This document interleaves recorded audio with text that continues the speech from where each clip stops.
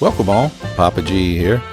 Today I present my creamy banana pudding with a peanut butter wafer crust. Two great flavors that go together so well it would make Elvis smile. Let's get started. Begin by adding some almond flour to a food processor, a sugar substitute equal to 6 tablespoons of regular sugar, a little salt, and some all-natural creamy peanut butter. Process this for about 30 seconds to combine. Use a spatula to scrape down the sides. Then continue to process until the mixture comes together and looks something like soft butter. Pour the mix onto a work surface and mold into a circular shape that resembles a big cookie. Use a large knife and cut into 8 equal pieces.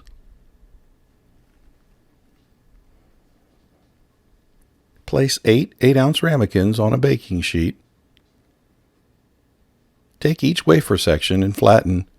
Place in the bottoms of each ramekin and press with your fingers to flatten further and bring to the edges.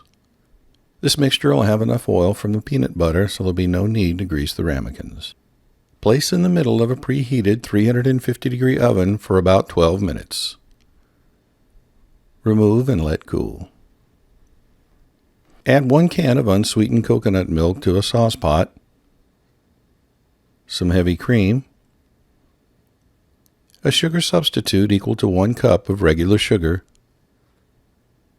4 egg yolks, a little salt, and some xanthan gum. Mix with a whisk to combine. Using medium heat, stir and cook until it comes to a simmer. Reduce the heat to medium-low and continue to cook and stir until it begins to thicken. This should take about 10 minutes or so.